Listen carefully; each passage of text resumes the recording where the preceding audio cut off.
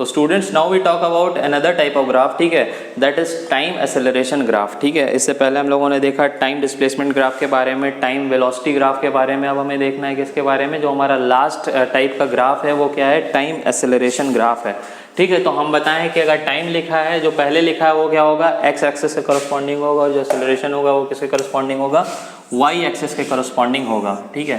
तो ये क्या हो गया, ये एक्सेलरेशन को शो करेगा, दैट इज ए।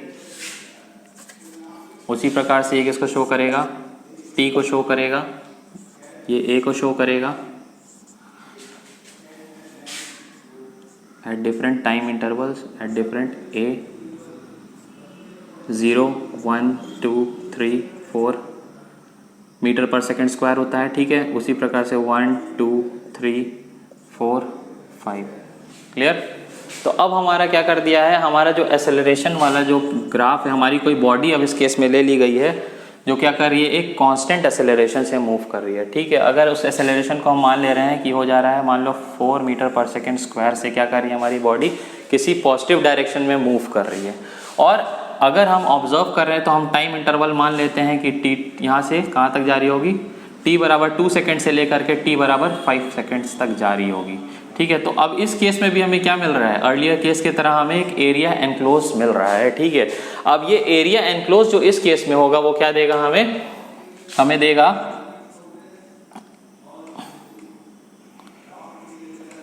ये एरिया एनक्लोज ही हमें क्या देगा, वेलोसिटी देगा, ठीक है। हमें पता है कि एक्सेलरेशन क्या होता है, चेंज इन वेलोसिटी, ठीक है, change in velocity in definite time interval होता है, ठीक है। तो अगर हम इसकी बात करते हैं, एक्सेलरेशन और टाइम ग्राफ की बात करते हैं, तो हमें क्या मिलेगा, वेलोसिटी मिलेगा। तो इस फॉर्मूले के अकॉर्डिंग हमें ये एरिया एनक्लोज क्या देगा, वेलोसिटी देगा, ठीक है। तो हमारी बॉडी क्या है, एक कांस्टेंट एक्सेलरेशन से क्या कर रही है, मूव कर रही है, यानी कि उस केस में क्या हो रहा है कि हमारा एक कुछ वेलोसिटी का भी पैरामीटर होगा किसी निश्चित टाइम इंटरवल के करस्पॉन्डिंग। तो let us calculate therefore acceleration velocity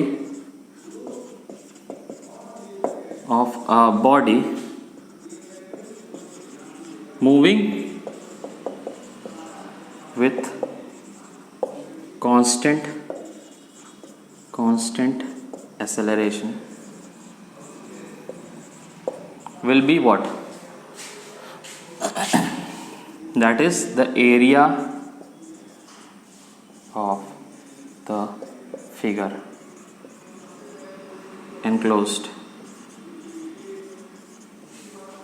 तो ये क्या हो जाएगा, दिस इनटू दिस, यानी कि दिस पैरामीटर, अगर हम इस ट्राइंगल को नाम दे दे रहे हैं ए बी और सी से अगर हम दे दे रहे हैं डी, तो ये क्या हो जाएगा, ए बी या बी सी इंटू क्या लिख सकते हैं हम, सी डी लिख सकते हैं, ठीक है। तो B C into C D लिख सकते हैं, ठीक है। If you talk about B C तो हमारा ये क्या है, ए है, ठीक है। उसी प्रकार से अगर हम इसकी बात करते हैं तो ये मान लो T1 ले रहे हैं, इसको अगर हम ले सकते हैं T2 ले सकते हैं, ठीक है। तो CD क्या हो जाएगा, T2 माइनस T1 हो जाएगा, और ये क्या हो जाएगा, this is simply any value of acceleration, name this A, ठीक है, नेम दिस स्मॉल a।